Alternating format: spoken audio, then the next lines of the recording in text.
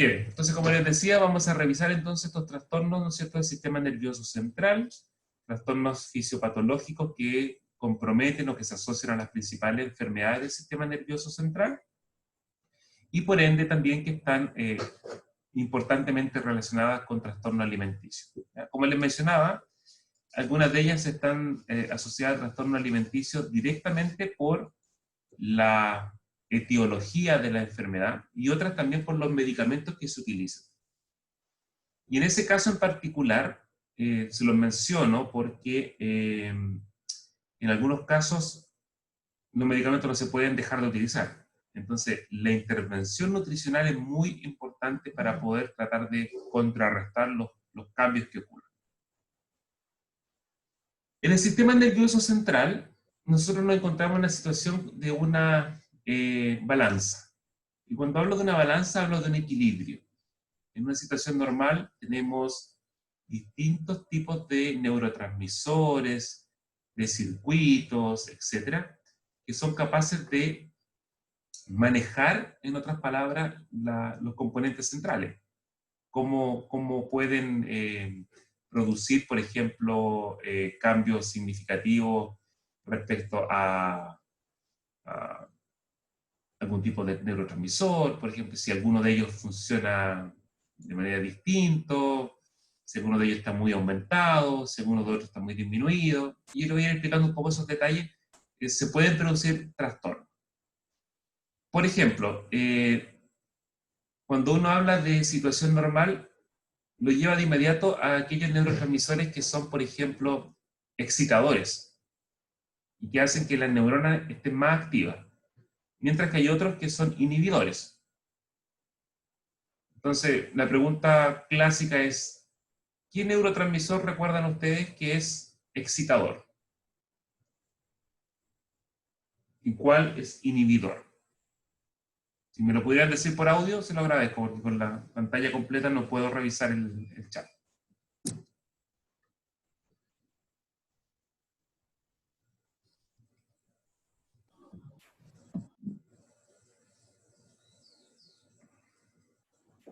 ¿Aló? ¿Sí? ¿Se ¿Sí? escucha? ¿Lo escucho? ¿Lo escucho? Creo que el GABA era inhibidor ¿Ya? y acetilcolina en algunos casos activador. Muy bien. Deriva de dos tipos de neurotransmisores. El GABA efectivamente es inhibidor, entonces hace que las neuronas actúen mucho más o funcionen más lentas. Y hay otros neurotransmisores que activan a la neurona, entre ellos la acetilcolina y también, por ejemplo, el glutamato. Entonces, ¿por qué les menciono eso? Porque cuando esa situación de equilibrio entre los neurotransmisores que estimulan versus los neurotransmisores que inhiben se pierde, se produce un desequilibrio de esta balanza que lleva a una situación patológica.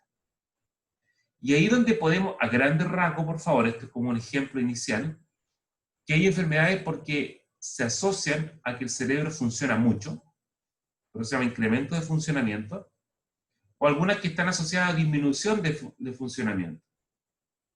Y por ejemplo, la ansiedad, los trastornos generalizados de ansiedad, la esquizofrenia o la epilepsia, normalmente están asociadas a un incremento de funcionamiento. Ahora, puede que funcione mal el cerebro, que esté funcionando mucho más de lo normal, por dos razones. Una, porque los neurotransmisores que son excitadores están mucho más exacerbados, o porque los neurotransmisores inhibidores están muy disminuidos. Y también tenemos situaciones donde se observa que el sistema está más apagado, funciona menos, y se puede correlacionar con enfermedades como la depresión o enfermedades neurodegenerativas como el Parkinson y el Alzheimer. Y acá normalmente lo que uno observa es que las neuronas funcionan mucho menos de lo que deberían funcionar normalmente. ¿Ya? Eso es lo primero. Ahora, aquí hay un concepto también que ustedes deben recordar que está asociado a la neurotransmisión. Y cuando hablamos de neurotransmisión, como lo dijeron recién, Daniela, hablamos de un neurotransmisor que se libera, ya sea excitador o inhibidor. O sea, tenemos una neurona, este es un ejemplo, que libera un neurotransmisor. Y ese neurotransmisor que se libera en este espacio, que se llama el espacio sináptico, se debe unir a receptores postsinápticos. Y eso es lo que permite que se produzca la neurotransmisión o se produzca la sinapsis química. Algo libera una sustancia que estimula a otra neurona. Y ahí hay muchas variantes. Algunas de ellas tienen un axón colateral, algunas de ellas son más de una neurona postsináptica, etc. Pero este tipo de comunicación neural es fundamental para que haya una un correcto funcionamiento de nuestro sistema nervioso. Si, en otras palabras, esta neurona libera menos neurotransmisor, vamos a estar hablando, dependiendo si es inhibidor el neurotransmisor, de que puede haber una excitación, o sea, puede haber un incremento de funcionamiento. Supongamos que esta neurona es GABAérgica y libera GABA, y el GABA es inhibidor, pero libera mucho menos. Entonces lo que vamos a decir es que va a aumentar el funcionamiento, porque esta que debería inhibir, lo hace mucho menos. Ahora, si esta es excitadora, por ejemplo, libera glutamato, y libera mucho menos glutamato, va a haber el efecto contrario. Se va a producir entonces una disminución de la actividad, porque la excitación que se debería producir por glutamato no está ocurriendo. También hay que reconocer y recordar que la neurotransmisión está dada por distintos tipos de moléculas, y aquí faltan muchísimas más. Pero para las patologías que vamos a revisar, vamos a reconocer aquellas que se conocen como aminas biogénicas y los aminoácidos como los más importantes. ¿Cuáles son las aminas biogénicas? Las aminas biogénicas son las catecolaminas. Las catecolaminas son en particular, por ejemplo, la dopamina,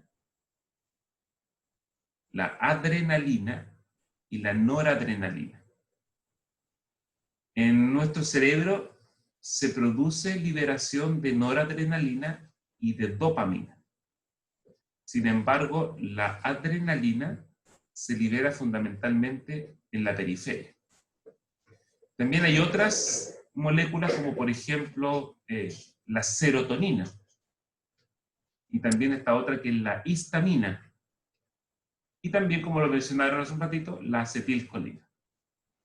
¿Por qué les menciono estas en particular? Bueno, cuando tengo mucha dopamina, por incremento de funcionamiento, y mucha serotonina, normalmente se puede asociar, por ejemplo, a ansiedad y también a esquizofrenia.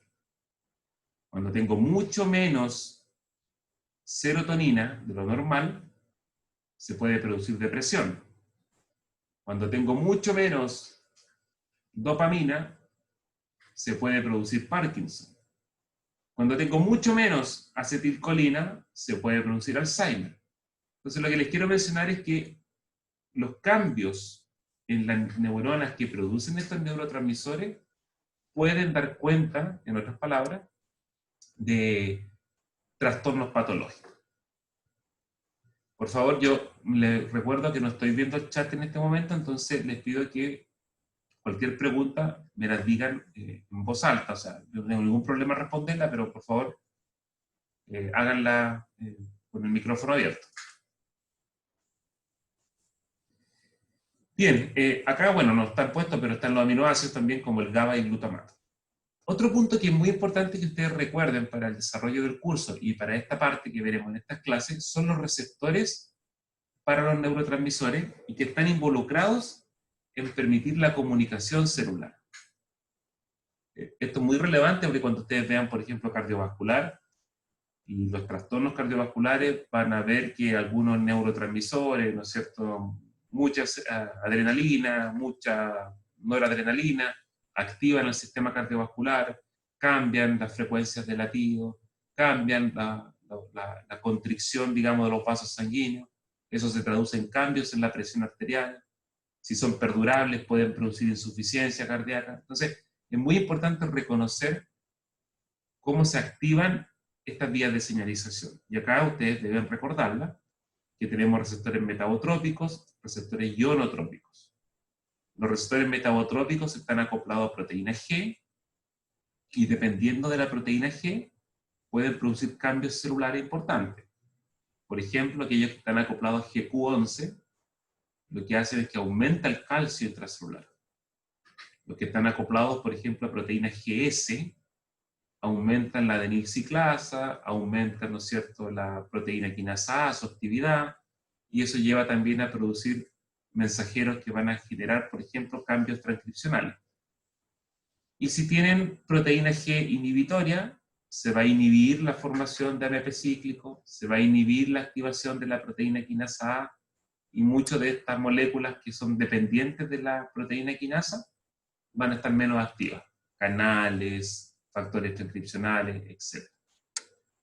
Y los otros receptores ionotrópicos, que también son muy importantes para la comunicación celular, son receptores que cuando se une el neurotransmisor permiten que entre un tipo de ion. Puede ser un anión, como, ¿no es cierto?, el anión cloro, o puede ser, por ejemplo, un catión, como el catión calcio-sodio. Y ahí ustedes recuerden un poco lo que está asociado al potencial de las células excitables, que cuando entra a través de un canal un catión, una molécula que está cargada positiva, esa molécula, si es excitable, se va a excitar, se va a depolarizar. Y eso va a generar un sinnúmero de cambios y, por ejemplo, van a producir la liberación de alguna sustancia. Por ejemplo, en el páncreas, en las células beta, por ejemplo, si entra mucho calcio,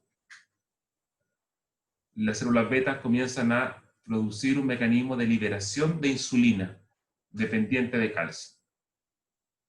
Entonces, si se ve afectado, por ejemplo, ese mecanismo en el páncreas, se va a ver afectada la secreción de insulina. Si entra mucho cloruro, ¿no es cierto?, eso va a generar, por ejemplo, que al contrario la célula se apague. Entonces, si yo activo, por ejemplo, en una célula excitable, por ejemplo, estamos pensando en el corazón, que entre mucho cloruro, las células van a estar hiperpolarizadas y por lo tanto van a estar menos activas. Entonces, en definitiva, aquí es importante que ustedes recuerden esto que han visto previamente asociado a los tipos de receptores. ¿Okay? Otro concepto importante para las patologías que vamos a revisar son los conceptos neuroanatómicos. ¿Qué significa esto? Significa que desde nuestro cerebro hay zonas donde se produce, por ejemplo, la liberación de un neurotransmisor. Acá, por ejemplo, si ustedes recuerdan, yo les puse en color verde al principio, como ejemplo, me voy a retroceder, aquellas patologías que están asociadas con una disminución de la función. Y en un color amarillento, las que están asociadas a un aumento de la función. Por ejemplo, las neuronas que producen noradrenalina, que están en esta zona del tallo cerebral, una de las zonas más importantes se llama el locus ceruleus, es decir, ahí se produce noradrenalina y se libera hacia las cortezas y hacia otras zonas del cerebro. Y también de estas zonas que son conocidas como A1, A2, A5 y A7, también se libera noradrenalina hacia otras zonas del cerebro. Bueno, estas neuronas, por ejemplo, si liberaran menos noradrenalina, se va a asociar, por ejemplo, con trastornos como el miedo, el estrés, las crisis de pánico, etc. Entonces, los patrones que cambian o que alteran estas descargas se asocian patológicamente a varias enfermedades. Las neuronas noradrenérgicas tienen los mecanismos clásicos de las neuronas que involucran, por ejemplo, que se sintetice el neurotransmisor. Esto quizás lo vieron en el sistema nervioso autonómico. Ese neurotransmisor se sintetiza, por ejemplo, en el caso de la noradrenalina, por un aminoácido que es la tirosina. A través de la tirosina hidroxilasa, que es una enzima, se transforma la tirosina a un precursor que es conocido como dopa. Después ese dopa se transforma en dopamina, y luego la dopamina se transforma en noradrenalina. Y esa noradrenalina que está en las vesículas, cuando viene el potencial de acción, hace que se libere la noradrenalina, y ahí la noradrenalina va a tener la posibilidad de unirse a receptores postsinápticos ya sea excitadores, como los receptores beta, o los receptores alfa 1, o inhibidores, como los receptores alfa 2. También va a poder estimular a un receptor presináptico inhibidor, alfa 2, es decir, cuando se estimule este, va a dejar de producir liberación de neurotransmisor. También se puede recapturar por esta proteína que es un transportador. Y también se puede degradar por enzimas como la MAO o la COMT. ¿Ok? ¿Qué implica eso? Implica que entonces este sistema puede estar altamente regulado por medicamentos, por ejemplo, por fármacos, cuando ha fallado. En particular, por ejemplo, si este terminal, por ejemplo, no funciona, va a producir, por ejemplo, cambios significativos en la unión a los receptores. Entonces, por ejemplo, una persona que tenga depresión, a mí no me interesa que ustedes sepan los fármacos, sino que les quiero ejemplificar cómo funciona el sistema. Si una persona tiene depresión, y también se asocia a una disminución de la noradrenalina, lo que se utiliza es un medicamento que bloquea a este transportador. ¿Qué significa eso? Que cuando se ha liberado la noradrenalina, esta ya no se puede volver a incorporar a la neurona presináptica. Entonces va a estar disponible en esta parte, en el espacio sináptico, para unirse a estos receptores postsinápticos y permitir que ocurra la sinapsis química. También tenemos el sistema dopaminérgico, y si ustedes se fijan acá en colores, está como un poquito verde y amarillo, es decir, se puede asociar a cambios por mucha función, hiperfunción o aumento de la función, y también por menos función o por pérdida de función. Las neuronas que producen dopamina están en esta zona, son zonas como por ejemplo la sustancia nigra, donde se produce la dopamina y se libera en el cuerpo estriado. Esto tiene que ver en la locomoción. Cualquier cosa que usted haga, por ejemplo, moverse en su casa, en su pieza, a buscar un libro, pararse, etc., es porque esas neuronas están activas y están liberando dopamina en el estriado. Y cuando esas neuronas mueren, por tóxicos, por la edad, por varias cosas, se produce la enfermedad de Parkinson. La enfermedad de Parkinson principalmente se produce por una muerte de estas neuronas. Hay otras neuronas que están al ladito, que son las del área tegmental ventral, que nosotros la veremos un poquito en el control hedónico de la alimentación, más adelante. Y estas neuronas liberan dopamina en una zona que se llama el núcleo accumbens, que está acá. Y todo lo que es placentero para nosotros estimula estas neuronas para que liberen dopamina aquí. Entonces, todas las cosas que nos gustan a nosotros activan este sistema. Pero también estas neuronas se ven como hackeadas, podríamos decirlo, por las drogas de abuso. Entonces, pues, si una persona consume, por ejemplo, cocaína, no sé, metanfetamina, mucho alcohol, marihuana, etc., son estas las neuronas que se activan y liberan mucha dopamina en el núcleo accumbens y generan cambios en el funcionamiento del cerebro. Y también estas neuronas del área tegmental ventral liberan dopamina en la corteza, no solamente en el accumbens, y cuando funcionan mucho, se asocia entonces, por ejemplo, a la esquizofrenia. Entonces están asociadas estas neuronas a varios cambios. Al igual que en el caso de la dopamina, como les dije hace un ratito, de la noradrenalina, perdón, esta neurona también está regulada. O sea, se puede bloquear, por ejemplo, el transportador para aumentar los niveles de dopamina acá.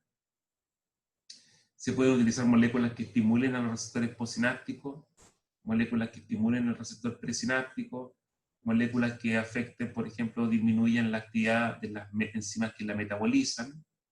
Estas enzimas que están acá, que son la COMT y la MAO, son enzimas que cuando se libera, por ejemplo, la dopamina, toman la dopamina y la transforman a este metabolito, HBA. Bloquear estas enzimas con algún fármaco, bloquearlas y evitar que pase esto, también tiene una razón fisiopatológica porque se ha demostrado que es útil para tratar, por ejemplo, la depresión. Entonces, todo este sistema tiene muchos puntos de regulación. Yo le insisto, no quiero que se aprendan los fármacos de memoria, sino que se den cuenta que fenómenos como la liberación, como la recaptación por el transportador, los propios receptores pueden ser modificados. El sistema serotoninérgico también está asociado a estos dos tipos de funciones, mucha función o pérdida de función. La serotonina en nuestro cerebro se produce por estas neuronas que están en esta zona del tallo del cerebro, que son las neuronas del RAFE, o sea, las neuronas serotoninérgicas están en el RAFE, liberan serotonina a muchas zonas de nuestro cerebro y también a zonas de la médula. Cuando se ven alteradas estas neuronas, se asocia patológicamente a la depresión, principalmente cuando disminuye su actividad, cuando están muy aumentadas a la ansiedad y a los trastornos de ansiedad. También está asociada al dolor, al control del centro del vómito, eso es la emesis, y también en algunos casos a esquizofrenia. Entonces también es un importante neurotransmisor asociado entonces a trastornos fisiopatológicos del sistema nervioso central. Profe, Dígame. tengo una duda, es que resulta que tengo entendido que igual una persona puede presentar ansiedad y depresión al mismo tiempo. Entonces, Sí, en ese caso, ¿qué ocurre con esas neuronas? ¿Están ahí activas? es mucho más complejo. Son varios tipos de neuronas que están, algunas, por ejemplo, favoreciendo la situación de la depresión y otras estimulando la ansiedad.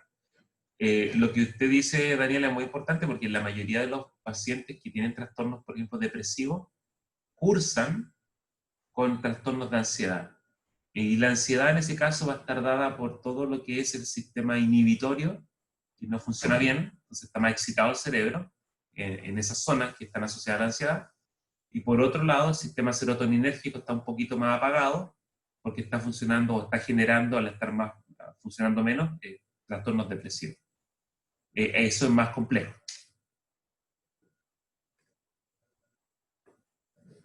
¿Me quedó claro? Sí, profe, gracias. Súper. En este caso en particular, tenemos las neuronas colinérgicas. Son, como si ustedes comparan como el grosor de las flechas, dan un poco de evidencia real, porque estas son neuronas de menor cantidad, digamos, podríamos decirlo. Están alojadas también en algunas zonas del cerebro, como núcleos del tallo cerebral, también en algunos núcleos con nombre más particular, como los núcleos basales de Meynert o la banda diagonal.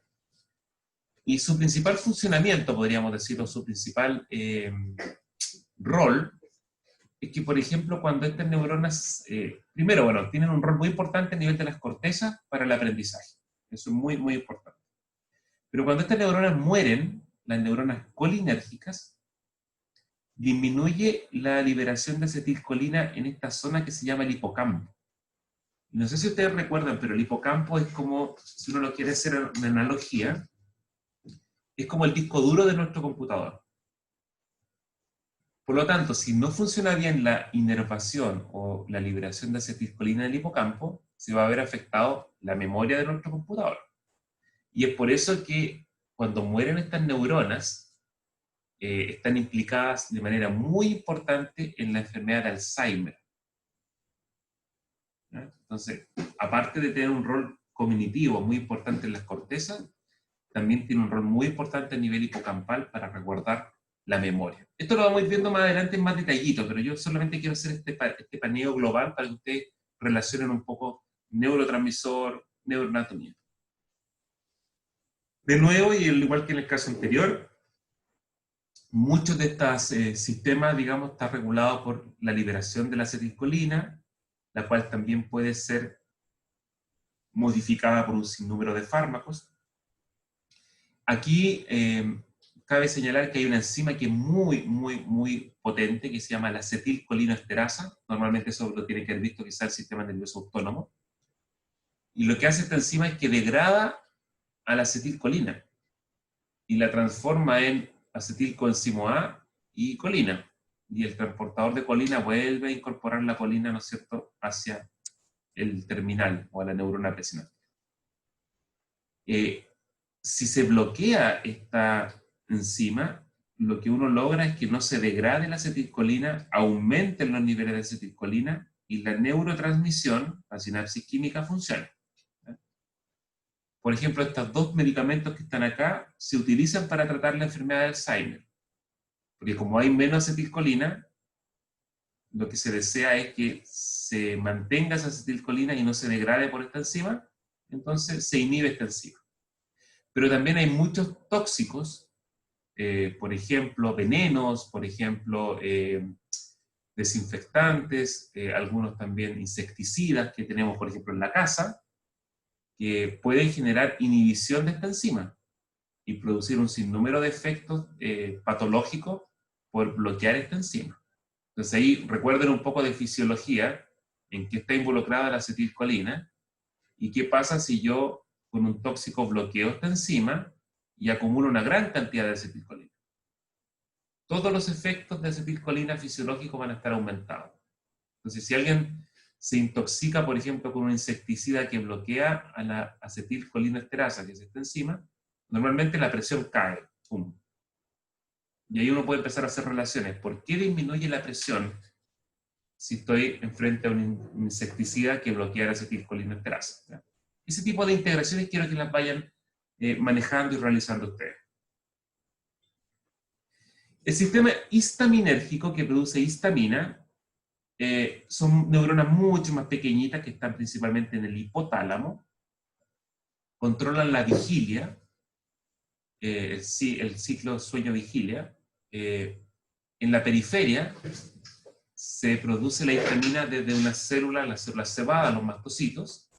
Entonces, cuando ustedes tienen un cuadro alérgico, los mastocitos liberan histamina y nos da una urticaria, nos pica la piel, ¿no es cierto? Nos ponemos a tener secreciones nasales, nos dan ganas de llorar porque se nos produce un edema ocular, etc.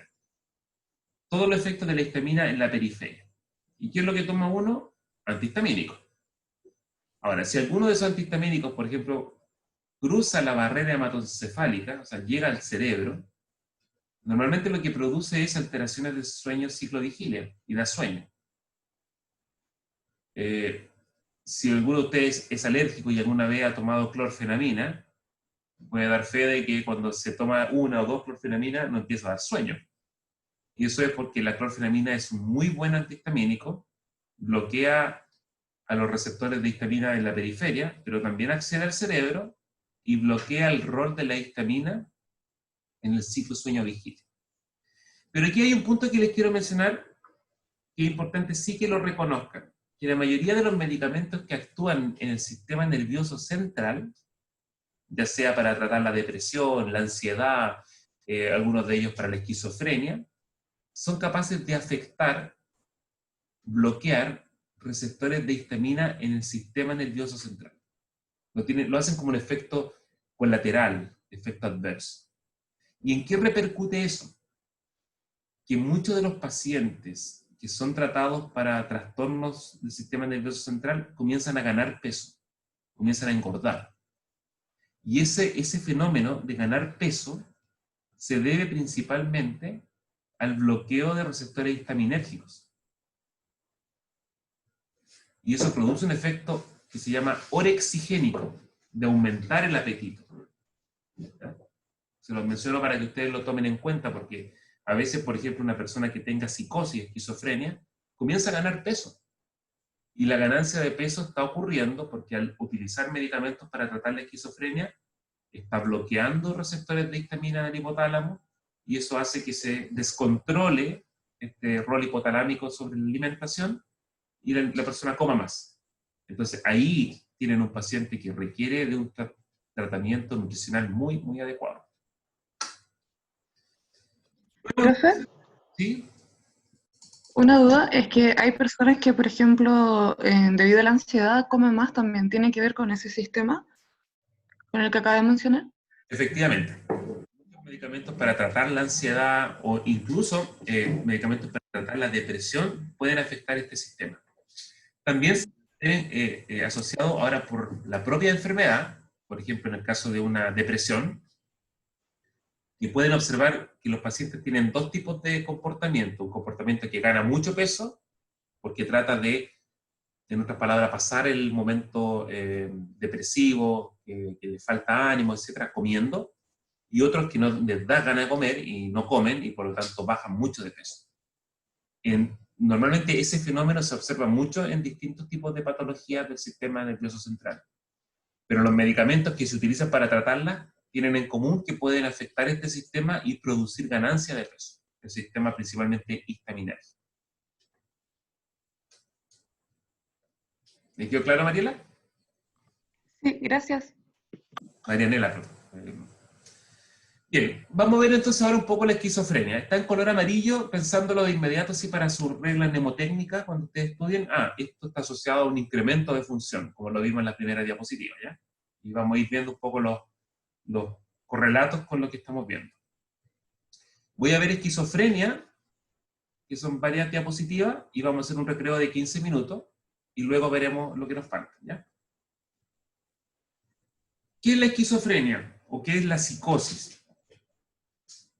Si yo lo quiero resumir sin leer el cuadro de texto que está ahí en la diapositiva, en realidad es una falta de percepción real en el paciente de su entorno con discontinuidad biográfica. ¿Qué significa eso? El paciente puede tener alteración de los sentidos, puede generar normalmente tipos de alucinaciones que involucran el sistema auditivo, el sistema visual, y también puede haber una ruptura biográfica del paciente, si el paciente no se reconoce quién es, puede asumir otro rol, puede pensar que es otra persona, y de hecho, bueno, es parte también de una de las características clínicas que se observan en los pacientes. Cabe señalar que una de las características que tiene la esquizofrenia es la dificultad de poder diferenciar lo real de lo imaginario. Entonces también, por ejemplo, situaciones que puedan llevar a considerar que la persona se encuentra bajo amenaza, que se encuentra con peligro, que se encuentra con situaciones que pueden significar, por ejemplo, que se sienta perseguida, que la quieren matar, etc. Si no tiene un contexto de base, está asociado principalmente a que la persona no es capaz de diferenciar lo real de lo imaginario. Ahora, ¿cómo se clasifica esta enfermedad? Después vamos a hablar de las bases fisiopatológicas, pero se clasifica principalmente en esquizofrenia, en desorden esquizofreniforme y un breve episodio psicótico. La esquizofrenia como tal se define cuando los síntomas de la enfermedad que veremos en la siguiente diapositiva perduran por más de 6 meses. Cuando tienen una duración entre 1 a 6 meses se denomina desorden esquizofreniforme, y cuando han aparecido antes con una duración muy corta, en un mes, por ejemplo, un episodio, se habla de breve episodio. ¿Y por qué menciono eso? Porque, por ejemplo, si una persona, no sé, fuma una marihuana creepy, por ejemplo. La marihuana creepy es una marihuana que tiene alto contenido de THC, más del 15%. Y en algunas personas que no están acostumbradas, por ejemplo, a fumar o a consumir este tipo de drogas de abuso, le puede generar un brote psicótico. Pero ese brote psicótico no significa que ese paciente tenga esquizofrenia, sino que ha generado un brote psicótico o un episodio psicótico principalmente por el consumo de esta droga que genera un cuadro alucinativo, ¿no es cierto?, en las cortezas del cerebro, etc. Puede ser también, por ejemplo, con el LSD, con el éxtasis, se ha observado este tipo de episodios psicóticos breves. ¿Qué sabemos nosotros de la predisposición genética como modelo etiológico? Es decir, hay una predisposición genética que es bien relevante, que da cuenta, digamos, de valores por sobre la media poblacional. Es decir, si uno habla en la población general, el riesgo de padecer esquizofrenia en la vida, digamos, bordea el 1%, que en otras palabras es la prevalencia, ¿ya? Pero si ustedes se van fijando en este cuadro, donde vemos riesgo en el eje X, ¿no es cierto? Y en el eje Y tenemos varios tipos de relaciones o de parentesco, vemos que va aumentando el porcentaje de la prevalencia. Entonces, por ejemplo, en primos de primer grado, donde alguno de ellos puede haber tenido esquizofrenia, ya se puede duplicar la prevalencia poblacional, o sea, ya es casi del 2%. Lo mismo pasa si has tenido tíos, y hablo tío y tía, que hayan tenido esquizofrenia, también se duplica. Si tienes ahora en la línea descendiente, es decir, sobrinos o sobrinas, ya se puede cuadruplicar o triplicar, porque aumentó el 3%. Nietos también tienen una relación importante. Medios hermanos, esto significa que son dos hermanos que comparten padre o madre, también hay un aumento de prevalencia si es que alguno de ellos ha tenido esquizofrenia. Los padres, si sus padres han tenido esquizofrenia, puede también haber un 6% de prevalencia de padecer la enfermedad, lo que a nivel poblacional es un 5% más. Los hermanos también se asocian a un aumento significativo de esto. Lo que es más interesante es con aquellos que son gemelos disigóticos o monocigóticos. Pues si ustedes se fijan, si un gemelo disigótico padece esquizofrenia, el otro tiene un 17% de riesgo. O sea, estamos hablando 16 veces más o un 16% de incremento respecto a...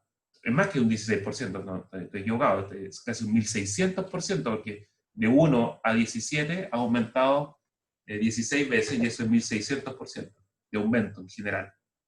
Pero ya hay de prevalencia poblacional un 17%. Y los monocigóticos ya prácticamente 50%. Entonces esto da cuenta, en otras palabras, de que hay un componente genético, como casi todas las patologías, que se va incrementando mientras más cercano estemos al paciente que padezca la enfermedad. O sea, si mis hijos tienen la enfermedad, tengo un alto porcentaje. Si mis padres la tienen, también tengo un alto porcentaje. Y si mi hermano, como tal, lo tiene, también tengo un alto porcentaje. ¿Cuáles son los síntomas generales de la esquizofrenia? Estos están asociados de tipos generales y también los que se denominan positivos y negativos. A grandes rasgos, los generales están asociados un poco a lo que definimos al principio, es decir, el discurso desorganizado, pensamiento confuso, comportamiento desorganizado. Y los negativos están asociados, por ejemplo, a todo lo que es el aplanamiento cognitivo y afectivo. O sea, la persona pierde ganas de, o placer, que es la anedonia, pierde también la motivación por aprender, o sea, tiene menos también actividades cognitivas de desafío, de tarea. Está en un aplanamiento muy importante desde el punto de vista conductual. Pero también puede cursar con síntomas positivos, donde se va al otro lado de la moneda y observamos alucinaciones, cambios perceptivos, delirios, etc. ¿Ya? Este tipo de síntomas positivos, que son parte de los síntomas que se evalúan para saber qué tipo de clasificación corresponde en el paciente, pueden ser emulados, pueden ser imitados por las drogas de abuso. Y ahí es donde yo les mencionaba que una persona que consuma, por ejemplo, éxtasis puede tener este brote psicótico, o que consuma, por ejemplo, marihuana creepy, o hashish, ¿no es cierto?, o algún alucinógeno, puede generar el brote psicótico, en algunos casos puede gatillar la enfermedad como tal, especialmente en adolescentes. Y ese brote psicótico va a estar caracterizado principalmente por síntomas positivos. ¿Alguna duda hasta el momento?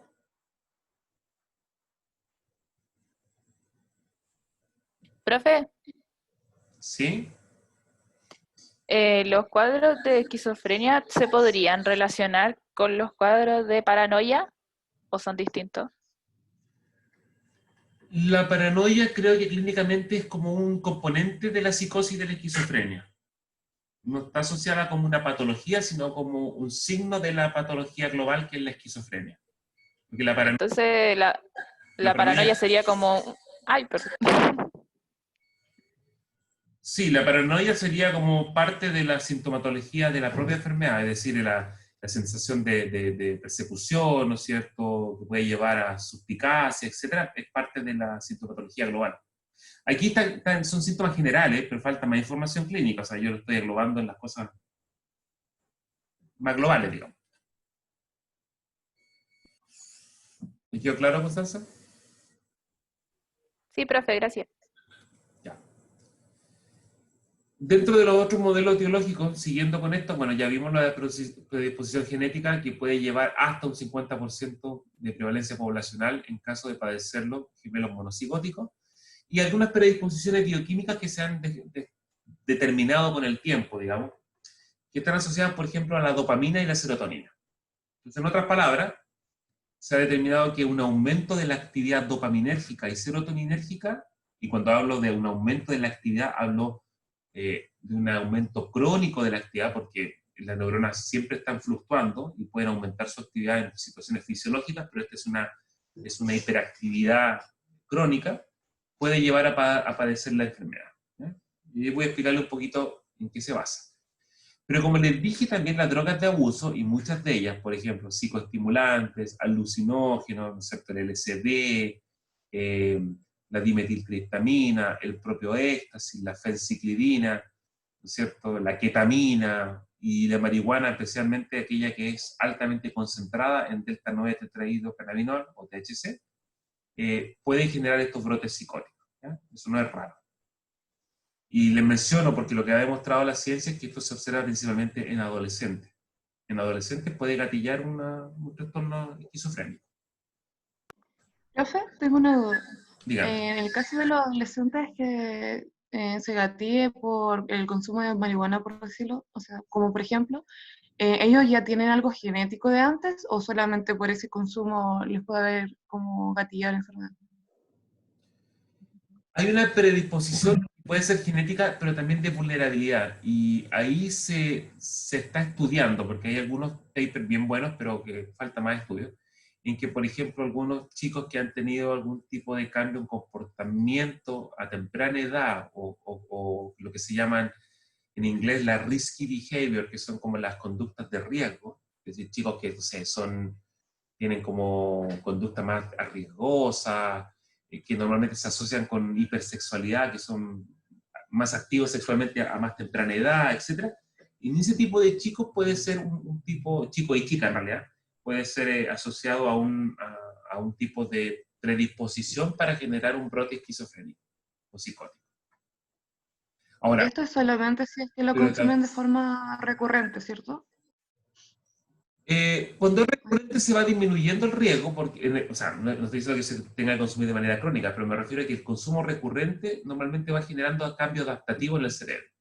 Pero una persona puede, por primera vez que lo ocupa, que tenga estos factores de riesgo, le puede gatillar las crisis, pero también la cantidad. Y esa es la otra parte que quería explicar, la intoxicación. Por ejemplo, consumir, estoy poniendo un ejemplo muy global, pero consumir un cigarrillo de marihuana, y consumir un cigarrillo de marihuana, y después una estampilla de éxtasis, y después, no sé, una cantidad de ketamina, que a veces ocurre, especialmente en fiestas, etc. Por lo tanto, ese riesgo es acumulativo. Y ahí puede generar finalmente Ah, entiendo. un trastorno psicótico. Gracias. Ya. La teoría dopaminérgica que yo le estaba mencionando se basa un poco en lo que yo les mencionaba hace un rato. ¿Se acuerdan cuando vimos las diapositivas del cerebro y hablaba de dopamina? Hablaba de una zona que se llama el área tegmental ventral, o BTA. ¿Ya? Estas neuronas liberan dopamina en zonas del sistema límbico, como el núcleo accumbens, que también les dije hace un rato atrás, y también en la zona de la corteza prefrontal. Bueno, la zona de la accumbens está principalmente asociada, cuando recibe dopamina, y lo voy a bien resumido, está asociada a toda la parte placentera y motivacional. Las cosas que nos gustan, la motivación, etc.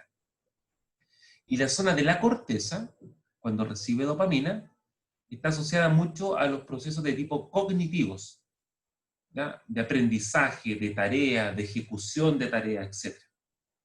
Y esta sería como la situación normal, que significa que cuando las neuronas dopaminérgicas se están activando, son capaces de liberar dopamina aquí en el núcleo accumbens y también acá en la corteza. En el estado esquizofrénico, y estamos hablando ya en el estado global, o sea, ¿qué comparativamente ocurre? Si ustedes se fijan, principalmente las neuronas que liberan dopamina en el accumbens, lo que tiene que ver con el placer, la motivación, están muy activas. Entonces hay un exceso de actividad dopaminérgica en el núcleo accumbens. Mientras que las neuronas que llevaban la información hacia la corteza, que tenían que ver con la zona de cognición, etc., están más disminuidas su actividad. Por eso está con una X. Entonces, esto es lo que algunos autores dicen que esta hiperdopaminergia hacia el sistema límbico y entre comillas el sistema límbico, si ustedes lo revisaron anteriormente, está asociado a emociones, ¿no es cierto?, al manejo de las emociones. Esta hiperdopaminérgica es la que estaría exacerbando los síntomas positivos que vimos previamente, estos. Mientras que la hipodopaminergia hacia la corteza estaría exacerbando en el paciente la condición de síntomas negativos. ¿Ya? Entonces eso es lo que se ha podido correlacionar desde el punto de vista de el sistema dopaminérgico como parte de la razón de producir esquizofrenia. Lo que ustedes ven acá abajo es una resonancia magnética nuclear con emisión de positrones, o sea, al final ven colores por administrando algunas cositas. Quiero que ustedes se fijen, por ejemplo, acá tengo 12 pacientes esquizofrénicos y 10 voluntarios sanos. Y esta zona que está acá es la zona del estriado, que vendría siendo las zonas límbicas. Y la escala de colores que está acá indica que mientras más rojo y amarillo se observe, o más blanco, es mayor actividad neural. Si ustedes se fijan, esta zona, per se, en cuanto desde el punto de vista de la imagen, está mucho más activa que esta zona en los voluntarios sanos. Entonces, ¿esto qué es lo que da cuenta? Da cuenta de que las zonas límbicas en estos pacientes esquizofrénicos están mucho más activas que en un sujeto normal. ¿Se entiende?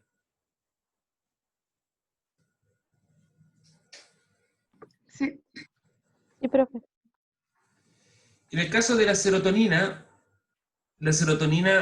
se produce del RAF, ¿no es cierto? Y aquí voy a volver porque quiero mostrarle un poco la parte anatómica. La dopamina está acá, en esta zona. Aquí están las neuronas que producen dopaminas. Están en la zona del tronco del encéfalo, en la parte más alta. Y si uno va a ver las neuronas que producen serotonina, están en el tronco del encéfalo, pero también en la zona más baja. ¿Ya? ¿Y en qué se asocia eso desde el punto de vista neuroanatómico? Es que en este circuito, que yo le estaba mostrando recién, ¿no es cierto?, del área tegmental ventral, que libera dopamina en el sistema límbico y en la corteza, bueno, también estas neuronas pueden ser reguladas por neuronas serotoninérgicas.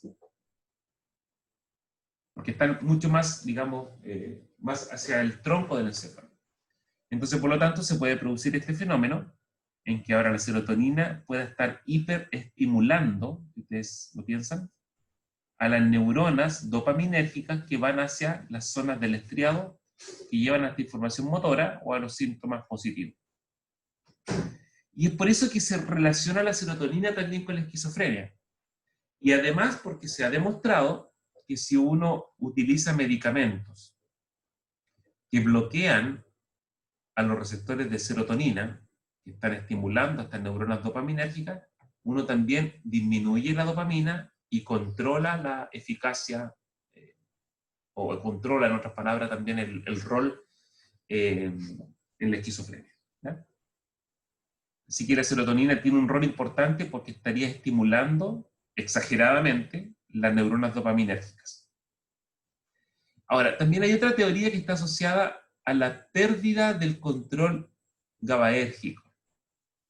¿Se acuerdan que yo les mencioné que en la esquizofrenia hay un aumento de ganancia de función? ¿Y la ganancia de función dónde está? En que tengo más liberación de dopamina en el sistema límbico. Si tengo más serotonina, estimulo más a las neuronas que producen liberación de dopamina en el sistema límbico. Pero también puede estar dado porque estas neuronas que deberían tener un control inhibitorio, o sea, deberían haber algunas otras neuronas que frenan esto, no lo estén haciendo. Y ahí es donde aparece también la teoría GABAérgica. Es decir, el GABA pierde control en este circuito. Y acá les voy a mostrar solamente para que ustedes tengan una idea circuital. ¿Ya? Esta zona, por ejemplo, pensemos que es una zona del hipocampo, y esta neurona que está acá, GABAérgica, que está dentro del hipocampo, debiera normalmente tener una inhibición sobre estas neuronas que salen del hipocampo, que son glutamatérgicas. O sea, esta salida de información es de glutamato. Y ya sabemos que el glutamato excita y el GABA inhibe. Entonces, en otras palabras, la salida de información excitadora por glutamato está regulada por esta inhibición. ¿Ya? Eso es lo primero. Ahora, en una situación normal, ¿qué es lo que ocurre? Ocurre que las neuronas GABAérgicas que están acá en el hipocampo, estas, están muy disminuidas en actividad. Eso también es parte del modelo etiológico. Entonces, si liberan poco GABA, ¿qué va a pasar con esta neurona glutamatérgica? ¿Va a estar más excitada o menos excitada?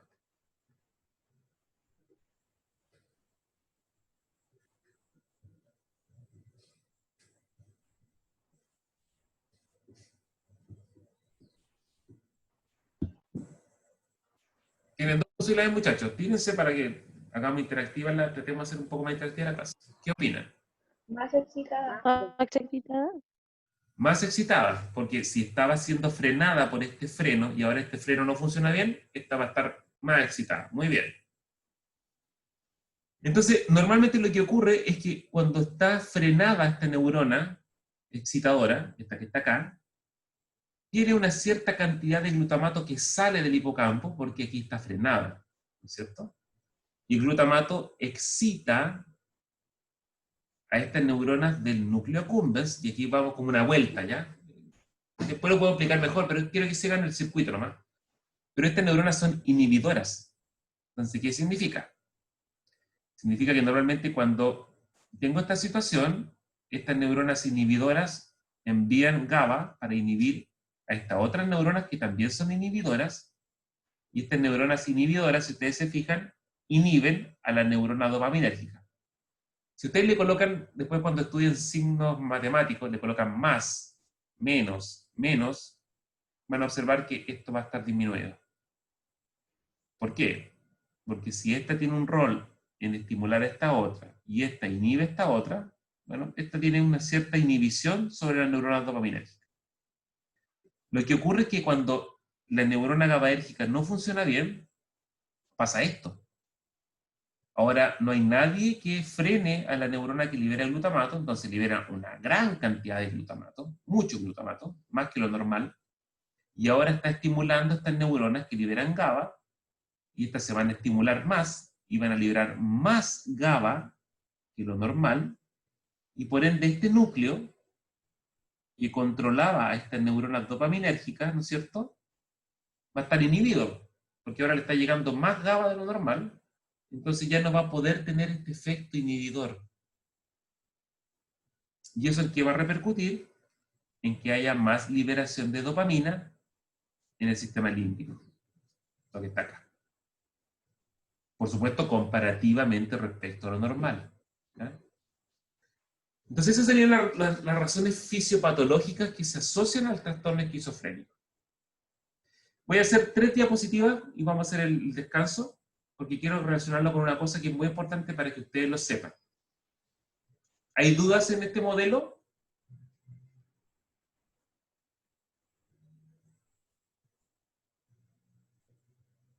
No, profe. No, profe. Muy bien. Estos son los números de incidencia por cada 1000 de pacientes que tenían esquizofrenia, o que tienen, o que tuvieron esquizofrenia, si ustedes se fijan, hace más de un siglo atrás, o sea, no tanto un siglo, hace 80 años atrás, en 1946. Y si ustedes se fijan que hasta el año 1955 esto fue aumentando. Pero en esta época ingresaron los medicamentos para tratar la esquizofrenia, que se conocen como antipsicóticos. Y su efecto clínico ha sido muy bueno, porque si ustedes se dan cuenta, desde esa época han comenzado a disminuir los casos de pacientes hospitalizados. Si ustedes se fijan, acá dice el número de pacientes que están en residencia, que están hospitalizados. Fue disminuyendo, disminuyendo, disminuyendo, disminuyendo, disminuyendo, hasta que en la actualidad prácticamente, y eso también pasa en Chile, prácticamente los pacientes con esquizofrenia ya no están hospitalizados ni están encerrados en los hospitales. Antiguamente uno observaba que estos pacientes estaban encerradísimos. O sea, en el hospital que está acá abajo, el San José, tenía los pacientes recluidos en el sentido de que no salían al mundo exterior. Ahora los pacientes pueden salir. Y eso es porque los medicamentos han sido muy útiles en tratar los síntomas de la esquizofrenia. Pero estos medicamentos han sido de dos tipos. Reitero, no quiero que se sepan los nombres de memoria, ni mucho menos. Solamente la clasificación global. Estos medicamentos son considerados antipsicóticos, ¿no es cierto?, de primera generación, y acá están las familias. Y los de primera generación principalmente son medicamentos que bloquean, si ustedes se fijan, inhiben a receptores dopaminérgicos. Solamente dopaminérgicos, principalmente. Entonces, ¿en qué se basa esto? En que si esta neurona dopaminérgica está muy activada, hiperactiva, para que se produzca la activación de esta área, necesito que esa dopamina estimule los receptores. Transmisión sináptica.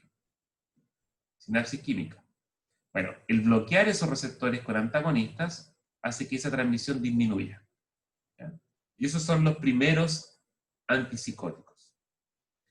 Los segundos antipsicóticos fueron más, tienen otros nombres, son más complejos, digamos, pero en general lo que se llaman de segunda generación, o también se conocen como atípicos, no solamente bloquean a los receptores de dopamina, sino que también bloquean a los receptores de serotonina. 5-HT es la serotonina. Entonces, ¿qué es lo que están haciendo en otras palabras? Es que son capaces de bloquear a estos receptores de serotonina que son capaces de estimular a estas neuronas dopaminérgicas. Entonces, si están bloqueados estos receptores, esta neurona se activa menos. Y también han demostrado disminuir mucho los síntomas de la esquizofrenia. ¿Qué significa eso? Desde el punto de vista nutricional, es que estos medicamentos, al ser muy buenos en disminuir los casos de hospitalizados, son los medicamentos que más ganancia de peso producen. Entonces, un paciente que tenga un trastorno esquizofrénico y que vaya a controles médicos, y si ustedes tienen la suerte de estar trabajando en un centro de salud o en un hospital, van a observar que esos pacientes se los van a remitir al nutricionista porque el paciente, claro, va a estar bastante bien de la esquizofrenia, pero poco a poco va a ir ganando peso.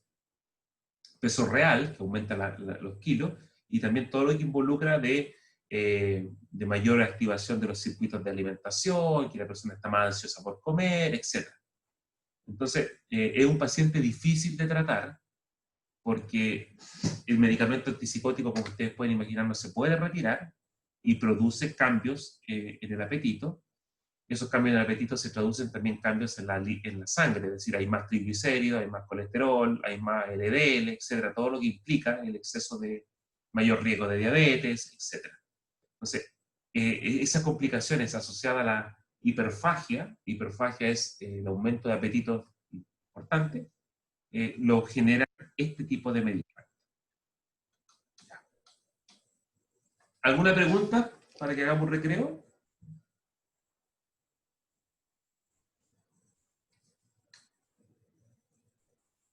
¿Estamos bien? Ya. Vamos a pausar la grabación. Bien, continuando entonces, tenemos los trastornos generalizados de ansiedad. Los trastornos generalizados de ansiedad, como su nombre lo dice, son varios tipos de episodios asociados a cambios de tipo conductuales.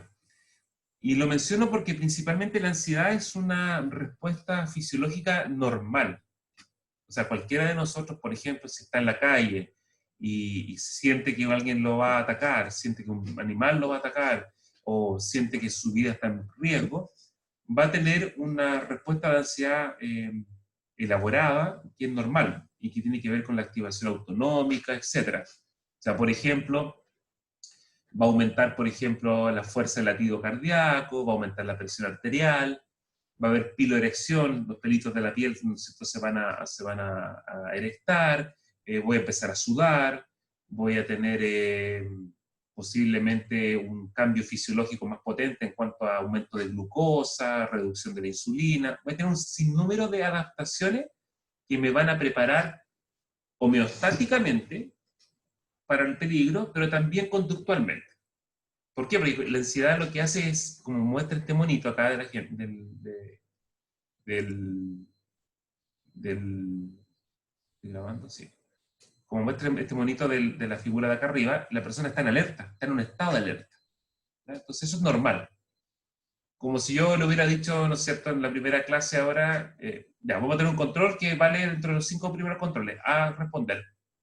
Muchos de ustedes, ¡pum!, si hubieran estado medio dormitando, ¡pum!, se hubieran de inmediato activado.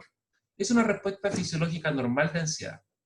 Ahora, ¿cuándo se producen los trastornos generalizados? Es cuando principalmente estos estímulos no son atemorizantes y hacemos respuestas ansiogénicas per se. Por ejemplo, no sé, vamos en la micro y sin tener un estímulo atemorizante empezamos rápidamente no sé, a pensar que nos va a pasar algo, que vamos a chocar y empezamos a tener una crisis de pánico. Eso es parte de los trastornos generalizados de ansiedad, ¿ya? Cuando no hay un estímulo atemorizante real. Y para eso, por supuesto, también hay medicamentos que son capaces de mejorar un poco las respuestas en base a la ansiedad que se genera, ¿ya? ¿Qué ocurre desde el punto de vista de cuáles son los síntomas más clásicos? Hay síntomas psicológicos que son muy característicos en los pacientes, donde está un sentimiento vago, difuso, significa que como que la persona está con un planeamiento afectivo y cognitivo. Agorafobia, que es característico. La agorafobia es el temor o es la fobia a los espacios abiertos, ¿ya? Por ejemplo, verse en un espacio abierto como un espacio amenazante. Va a haber menos concentración, ¿no es cierto? También dentro de tus mismos síntomas psicológicos están menos locuacidad, etc. Y también síntomas físicos. La principal actividad de los síntomas físicos, que son bastante gatillantes en los pacientes, son de tipo de estimulación autonómica. Es decir, hay transpiración, taquicardia, taquiapnea. Taquiapnea es aumento de la frecuencia respiratoria. Trastornos gástricos que pueden llevar, por ejemplo, a pérdida de control de esfínter, sensación de opresión en el pecho e intranquilidad.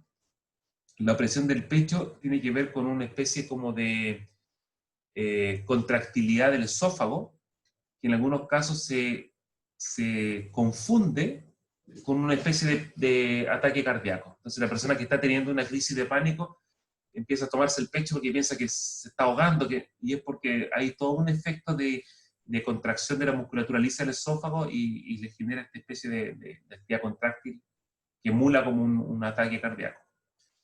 Y por supuesto, después de toda esta hiperactivación, viene la fatiga y también una situación de insomnio importante. Los trastornos de ansiedad se clasifican como trastornos generalizados de ansiedad o desórdenes de ansiedad y pueden ser clasificados en las crisis de pánico, que solas dan cuenta de casi un 2% de prevalencia poblacional, los trastornos generalizados de ansiedad de un 2%, el estrés postraumático corresponde a trastornos de ansiedad post un evento traumático importante, por ejemplo, haber sido parte de, no sé, haber asistido en la guerra, haber sufrido, por ejemplo, una violación, haber sufrido, por ejemplo, algún trauma muy importante en una edad temprana, etc.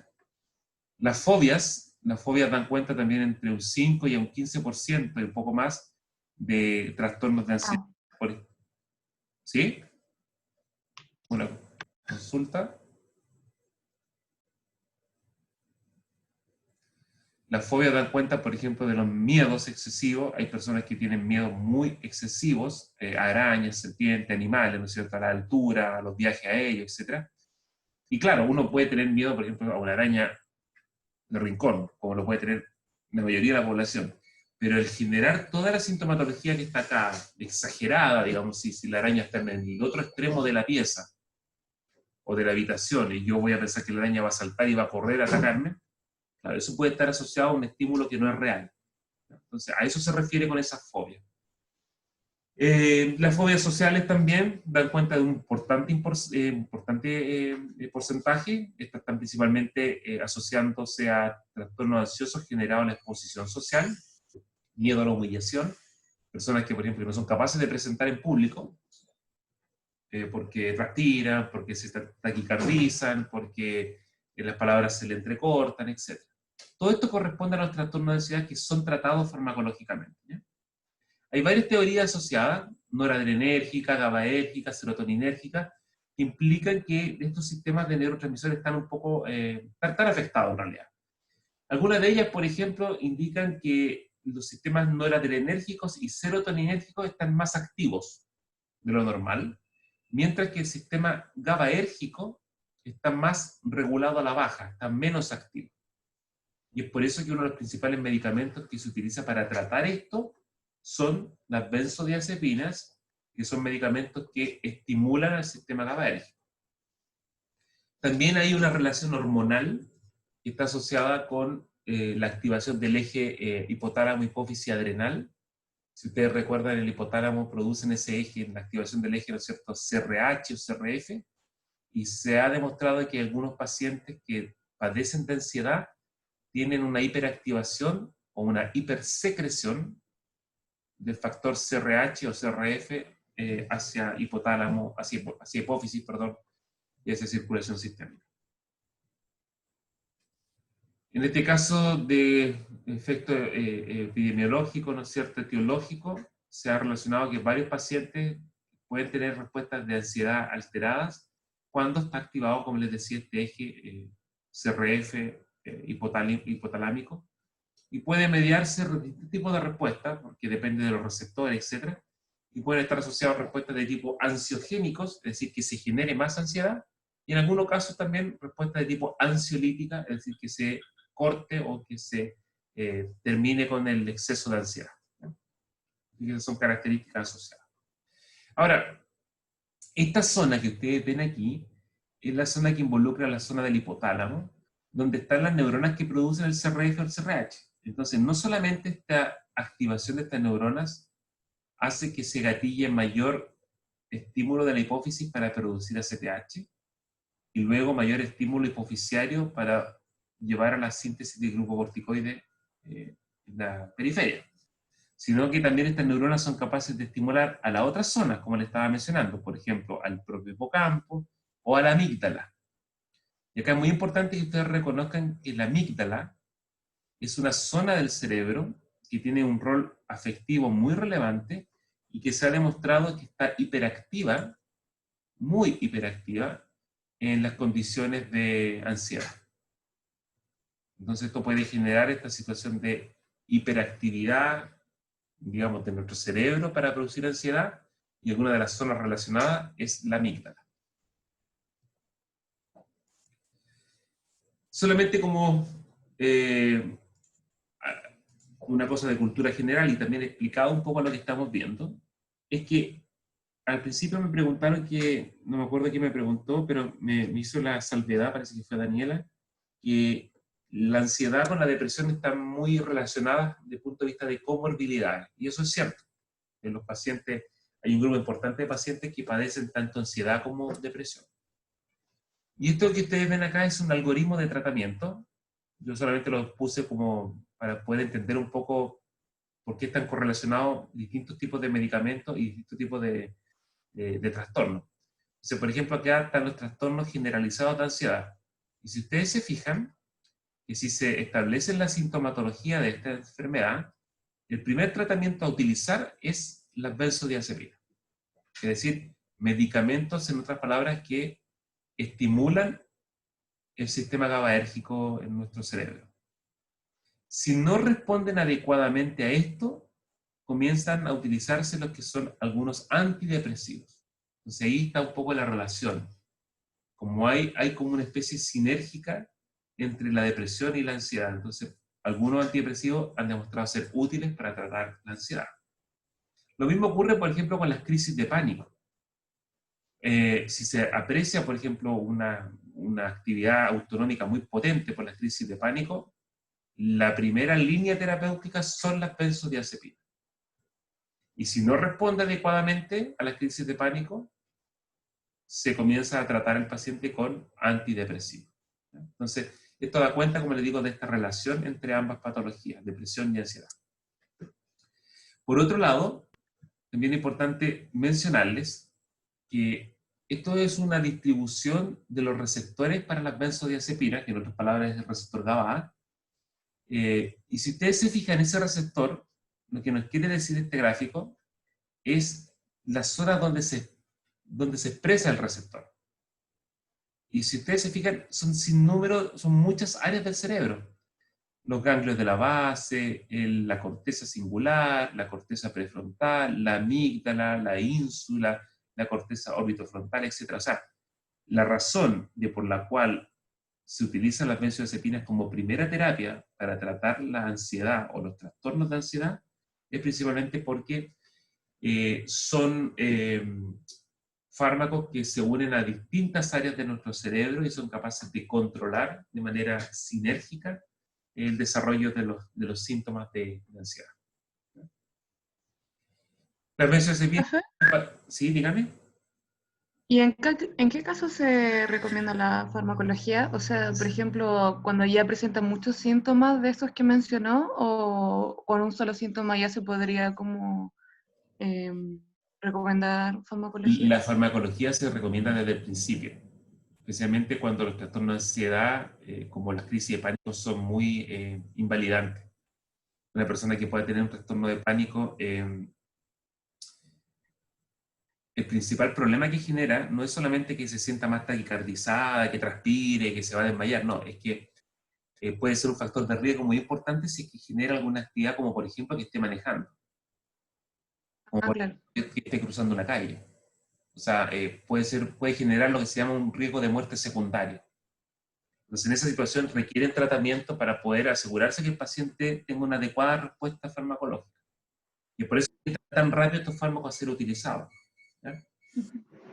Y yo les recalco estos fármacos que tienen efectos ansiolíticos, hipnóticos, anticonvulsivantes, porque este es un curso de fisiopatología, no de farmacología, pero es parte de la cultura general al respecto. Y es porque muchos de estos fármacos, al modular los receptores GABA A, aquí están nombres para que ustedes, si les suenan, lo han escuchado, sepan a la familia que corresponden.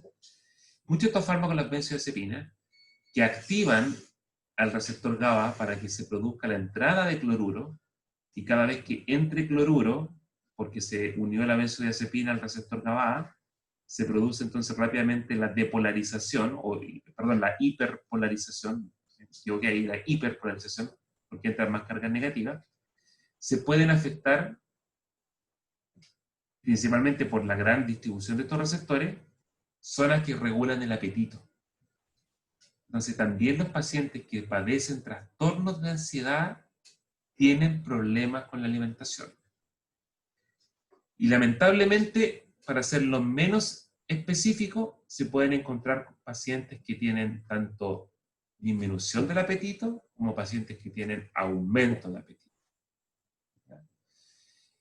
En algunos casos, el tratamiento con las benzodiazepinas puede regular un poco este fenómeno. Por ejemplo, si una persona tenía trastornos de ansiedad, fobia y tenía un incremento de apetito significativo por la enfermedad, las benzodiazepinas lo pueden regular.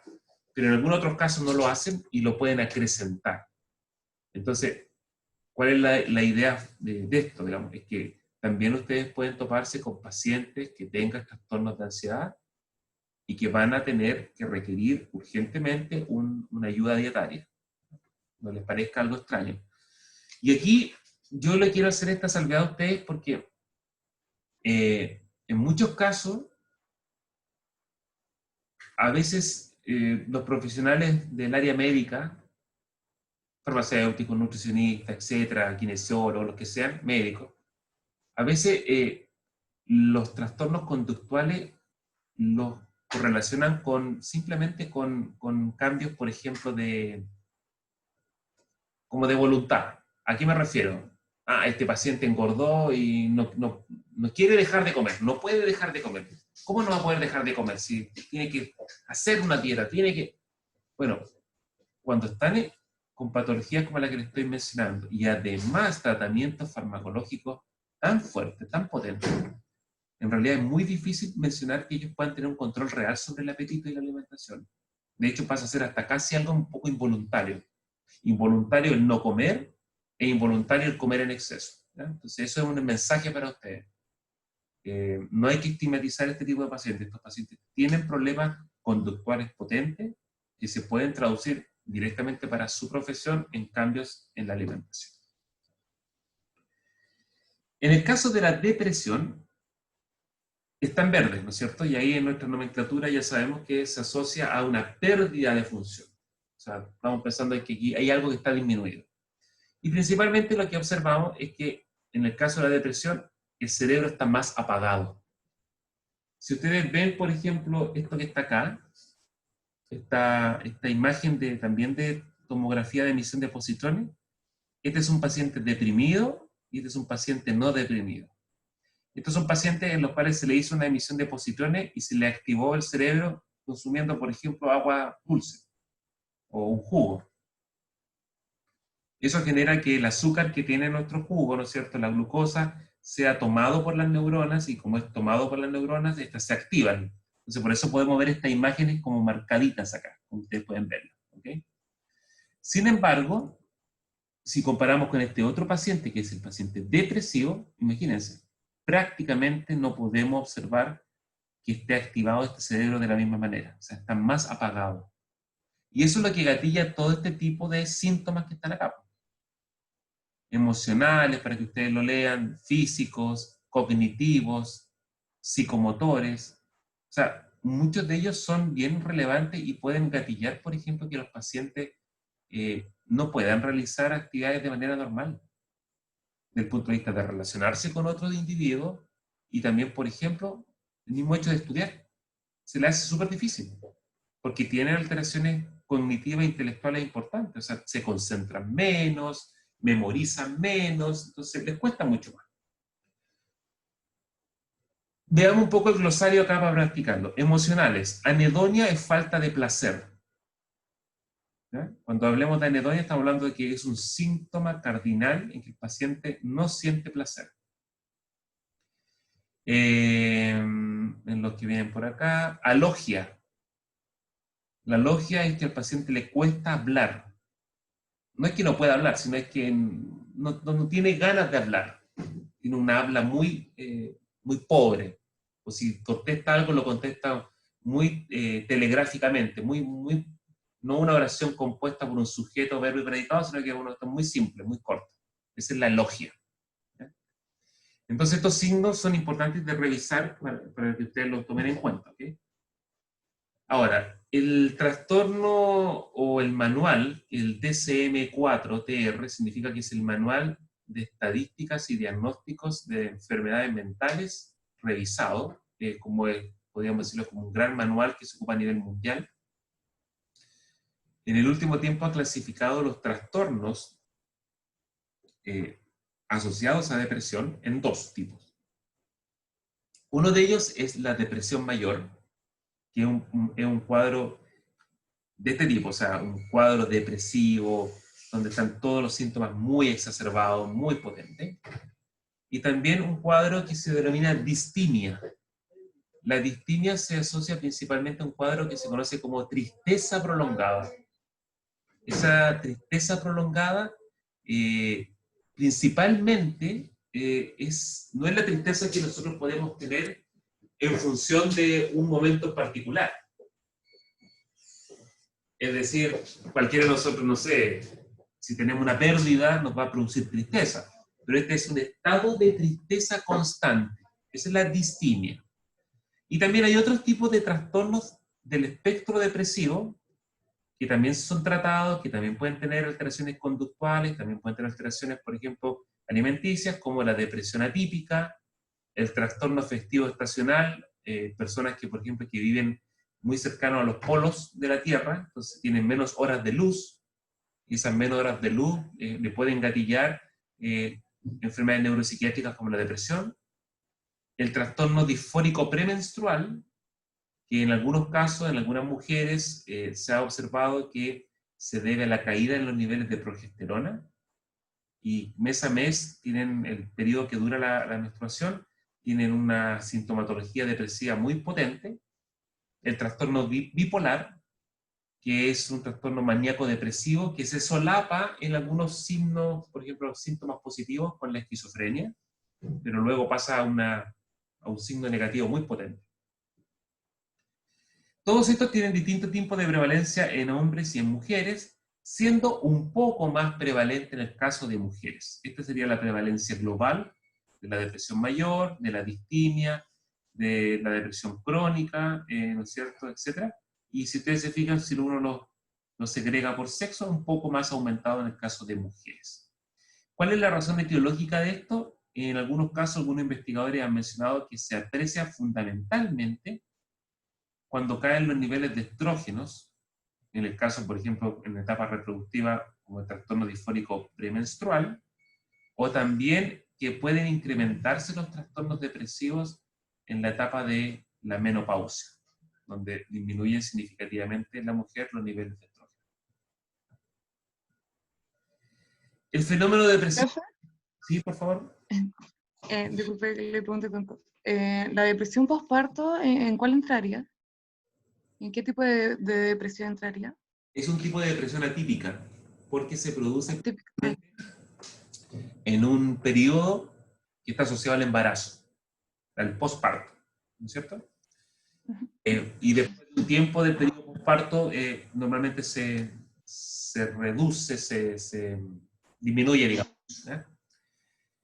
Y esa teoría de la depresión postparto tiene que estar asociada fuertemente a los cambios en hormonas que puede padecer la mujer. Tiene un riesgo muy importante esa enfermedad y tiene que ser tratada, y es la desafección que puede tener por el recién nacido. Entonces puede tener una desafección en que no lo cuide, en algunos casos puede atentar contra la vida del recién nacido, y en otros casos puede la persona tener un gran amor por el recién nacido, pero se autoinflige daños, digamos, y puede, ¿cómo se llama?, ella misma llegar a suicidio, por ejemplo, ¿ya? Por eso es una patología que normalmente se trata tiene varios tipos de puntos de control. Normalmente a veces el ginecólogo hace puntos de control en los estados de revisión previo al parto. Posteriormente al parto es muy importante, si la persona ha tenido antecedentes depresivos anteriores, que la gente cercana a ella pueda controlar eso de manera significativa. O sea, darse cuenta si ve que hay estado anímico alterado, etc. Bueno, aquí hay un fenómeno que es muy importante, se llama el fenómeno del iceberg. Es que en realidad lo que se ha determinado en la psiquiatría moderna, que este es el fenómeno de Watts, es que lo que se ha podido, en realidad, para el caso de la depresión, diagnosticar y que da cuenta de la prevalencia, está muy por debajo de lo que realmente ocurre. En otras palabras, el porcentaje de pacientes que han sido examinados por especialistas y han sido diagnosticados podría bordear, si ustedes se fijan acá, el 2%, pero en realidad tenemos por debajo un 13, 15, hasta un 20%, dependiendo de las situaciones, que pueden ser depresiones no diagnosticadas. Y ahí se nos ha producido un ejemplo casi como de libro, la situación que estamos viviendo en la actualidad. O sea, todos los especialistas saben que durante el periodo de pandemia, durante el periodo de cuarentena, las enfermedades neuropsiquiátricas están aumentando. Y eso lo vamos a poder ver cuando ya se llegue a regularizar un poco la situación, donde aumenten las consultas, los diagnósticos, etc. Prevalencia de la depresión mayor con otras condiciones médicas. Varias patologías que ustedes pueden ver acá. Con la demencia, miren, harto, más del 50% de prevalencia, de tasas de prevalencia conjunta, ¿no? Pero fíjense, obesidad y diabetes.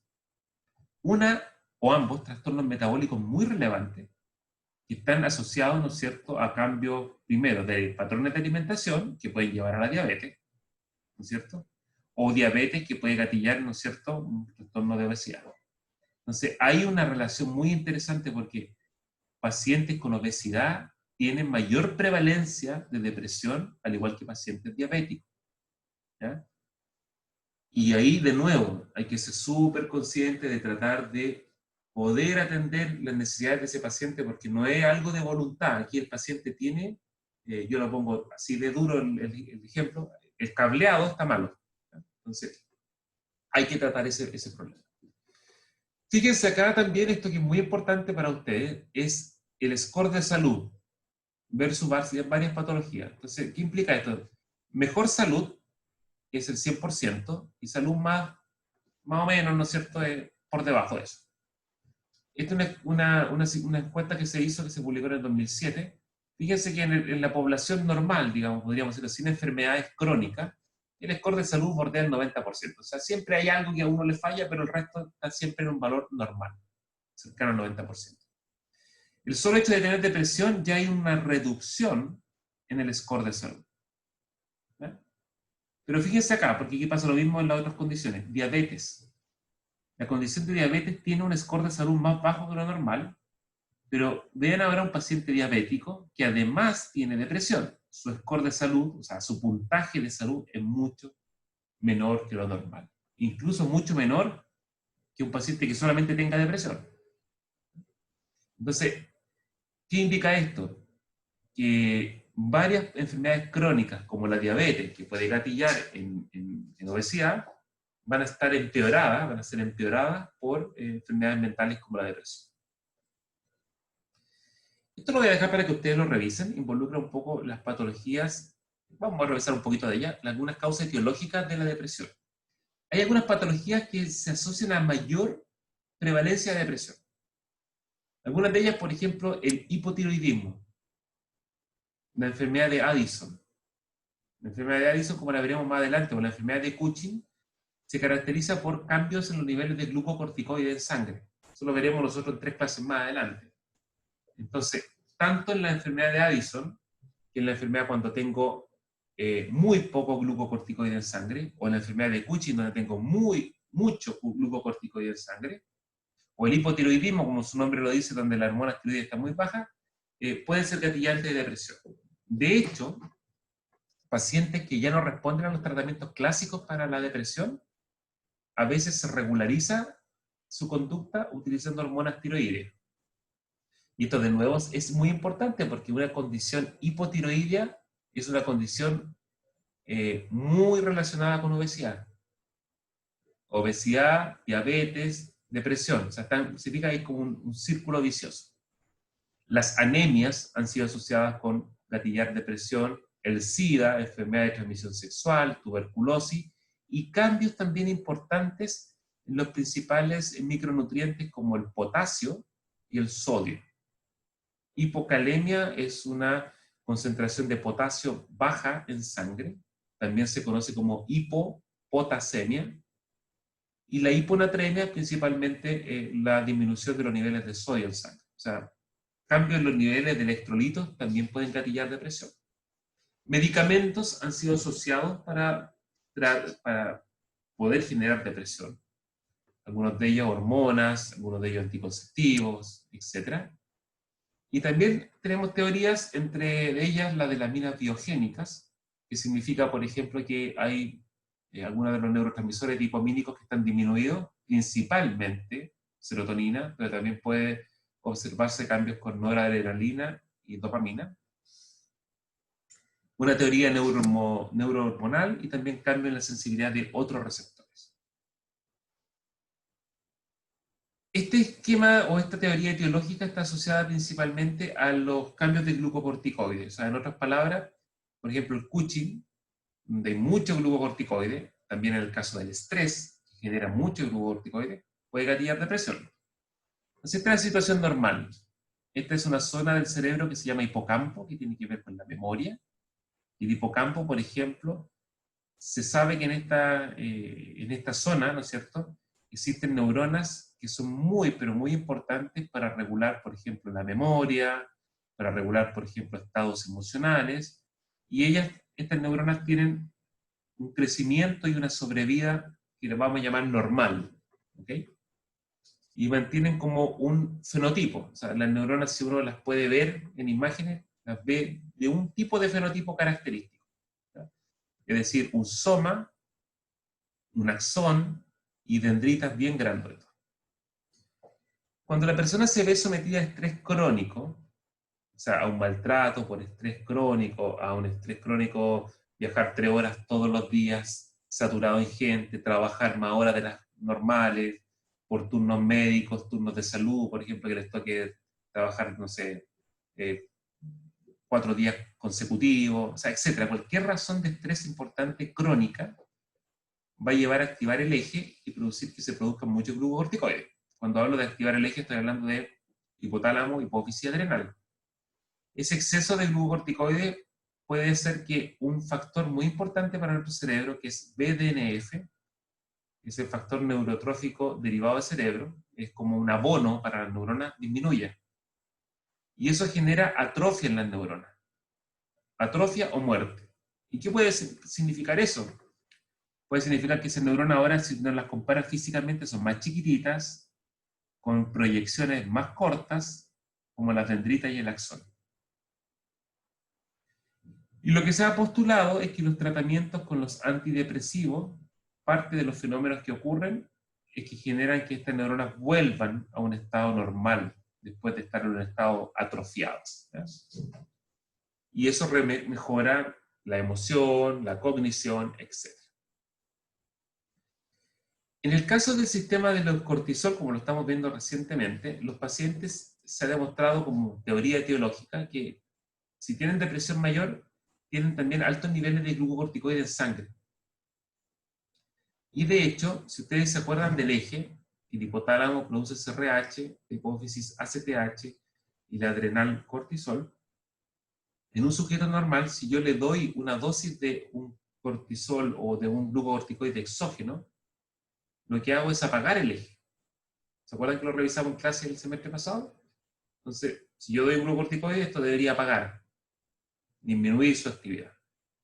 Bueno, en los pacientes, como estos niveles están tan altos, ese test, que se llama el test de dexametasona, no disminuye los niveles de cortisol. Entonces, en otras palabras, ¿qué ocurre? El eje no responde. Y es por eso que se puede demostrar que en los pacientes depresivos este eje está hiperactivo. ¿Okay? No responde a feedback negativo. En el caso de la teoría de las aminas biogénicas, principalmente se asocian dos cosas. Una, que las aminas biogénicas como la serotonina se sintetizan menos, por lo tanto se liberan menos.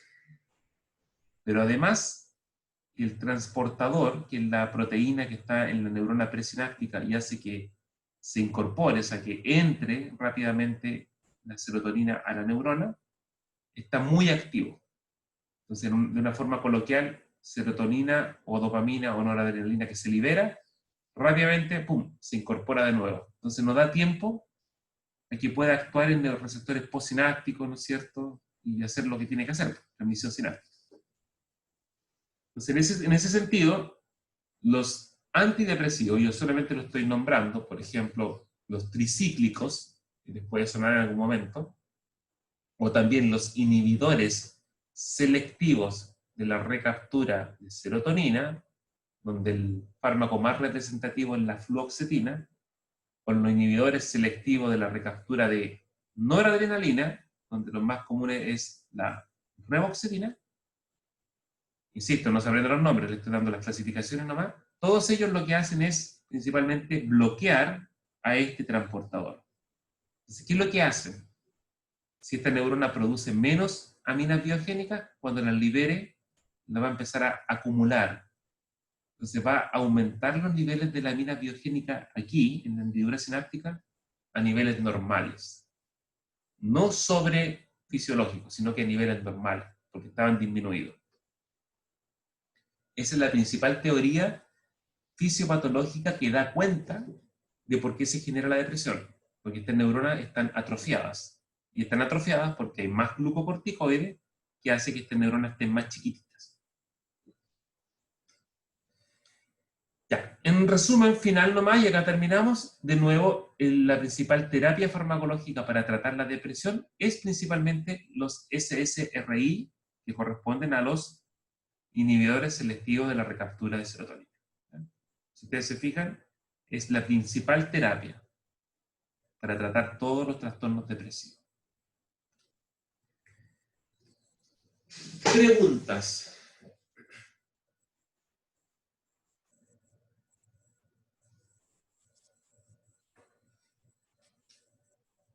¿Ha quedado claro? ¿Tienen alguna duda?